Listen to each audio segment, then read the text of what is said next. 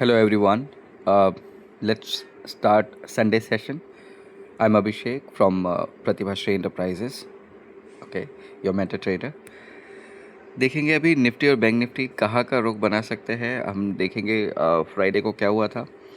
23,666 पे ओपन होके हमने लो बनाया था 23,606.30 का और प्रीवियस क्लोज 23,869.60। हाई हमने 23,823 का बनाया था। Let's not come to this. ये हम OI डेटा में भी डिस्कस करेंगे जो अभी हम डिस्कस कर रहे हैं। बट यहाँ पे अगर बात करें तो India VIX is around 14.03 and if I talk about the PCR it is 0.833। What it means, एक बार OI डेटा पे चलते हैं फिर सारे डेटा का एक साथ एनालिसिस करेंगे। हमने जो फ्राइडे को देखा उसमें ये देखा कि 23,900 यहाँ पे आपके गड़े मुर्दे हैं और 24,000 पे भी आपके गड़े मुर्दे हैं। ज़्यादा वॉल्यूम आपका 23,900 पे था। यही रीज़न था कि आप वहाँ से 75 से 125 75 टू 125 पॉइंट्स नीचे आपने मूव अपना कंटिन्यू रखा और सेल ऑफ आया यहाँ से, जो कि था 23,775 23,825 जो हाई भी था हमारा। और नीचे साइड में आपके पास 23,600 एंड 650 पे इक्वल सपोर्ट था जो कि मैक्सिमम था। अगर इसके नीचे चले जाते आप तो फिर सीधा सपोर्ट 23,300 पे बनता था। अब डेटा यही रहेगा इस वीक के लिए भी मोस्ट प्रोबेबली, और इसी को देखकर आपको काम करना है। रही बात मंडे की तो PCR अभी 0.83 पे है, बट काफ़ी समय मार्केट जो है गैप अप गैप डाउन में अपना मैक्स दे देता है और during the market hours consolidate करता है। तो आपको ये देखना है कि यहाँ से PCR अगर 1.21 के आसपास जाता है कंसोलिडेशन में या थोड़ा बहुत जो मार्केट बाउंस बैक करता है उसमें, वहाँ से आपको वापस रीसेलिंग की पोजीशन बनानी है। या तो पुट में बैठना है या तो फिर बेच के चलना है। ठीक है, whatever way you would like to trade.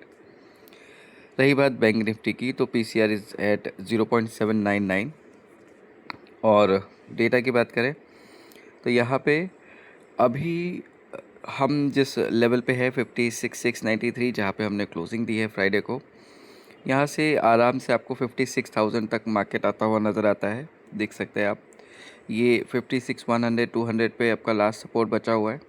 यहाँ से 300-400 पॉइंट अगर इसके नीचे जाते हैं आप तो फिर आपके पास कोई ढंग का सपोर्ट नहीं है। कह सकते हैं आप 54,800 से 55,000 तक।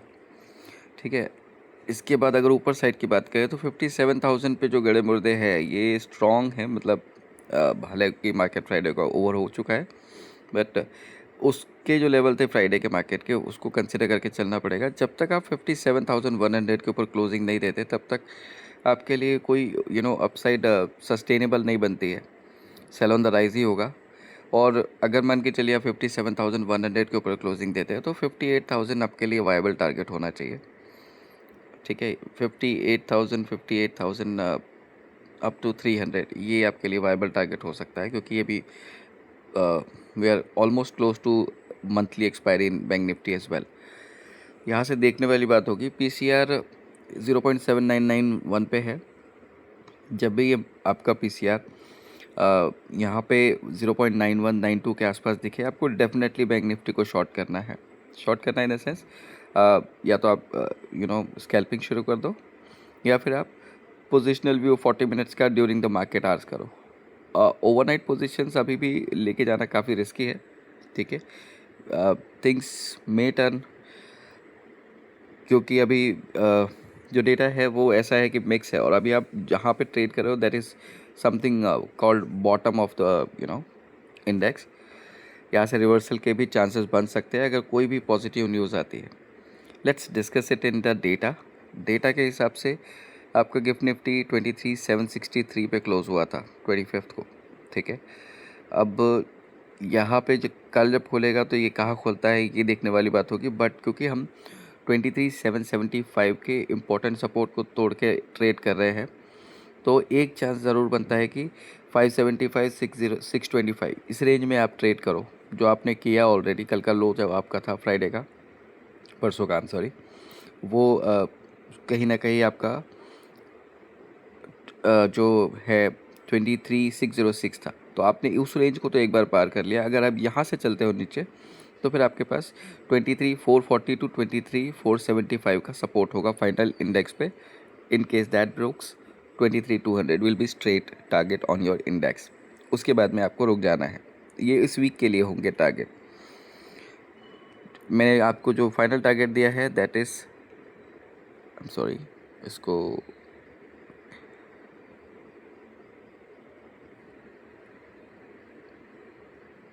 Just a second, that is 23,440. ये लेवल आपको ध्यान रखना है, ठीक है. इन केस ये लेवल के नीचे आप जाते हो तो आपका फाइनल टारगेट जो होगा दैट वुड बी 23,200. ओके, ये आपको ध्यान रखना है. एंड अगर आप अपसाइड की बात करो तो आपके लिए यहाँ पे 24,135 ये लेवल अगर क्रॉस होता है तो आपके लिए थोड़ी अपसाइड बनेगी, but that would be also up to 24,400. But इसकी संभावना अभी तो बहुत कम लग रही है. अभी 24,000 तो छोड़ दीजिए, आप 23,800 के ऊपर टिकना थोड़ा मुश्किल है. ये भी थोड़ा क्रूशल होगा, इसको देख के चलिएगा क्योंकि मंथली एक्सपायरी है निफ्टी बैंक निफ्टी की, तो आपको मुश्किल पड़ेगा ये. फिर भी हम डेटा की बात करते हैं. यहाँ पे आप देखिए जो आपका क्रूड ऑयल चल रहा है दैट इज़ अराउंड 98. ये जो लेवल है ये थोड़ा रिस्की है.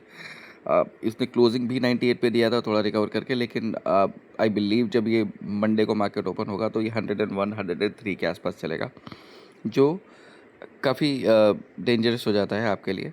क्योंकि यहाँ पे बात आती है अगर आपके किसी भी मार्केट की, तो ये जो है ये आपका डिपेंड करता है कि आपका इंपोर्ट और एक्सपोर्ट किस चीज़ पे ज़्यादा डिपेंड करता है, कौन सी चीज़ फिस्कल डेफिसिट को बढ़ाती है. तो अगर क्रूड ऑयल हमारे लिए फिस्कल डेफिसिट बढ़ा रहा है ईयरली, क्योंकि हमारा एवरेज आउट है पड़ता है $85 पर बैरल.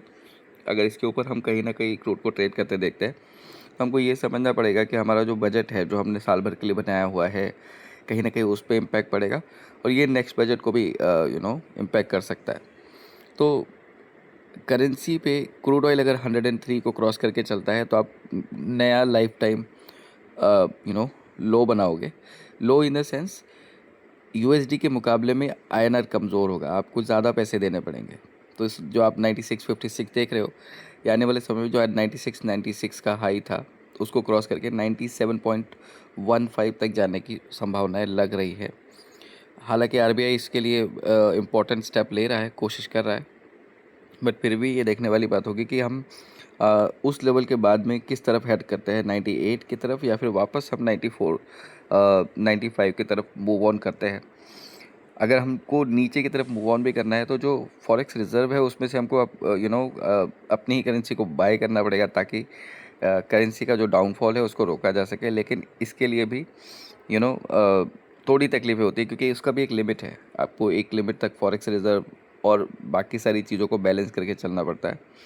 इसीलिए कई बार हम लेट गो करते हैं, ठीक है. और ये लेट गो के चक्कर में पिछले साल से लेके अब तक हमने तकरीबन 12 से 15 रुपए करेंसी में जंप देखा है, जो कि काफ़ी ज़्यादा होता है पिछले 1-1.5 साल के अगर कंपेयर करें. तो इस चीज़ को भी ध्यान रखना है, और साथ ही साथ ये ध्यान रखना है कि ये जो 10 ईयर यील्ड होता है इसका भी बहुत इम्पैक्ट पड़ता है.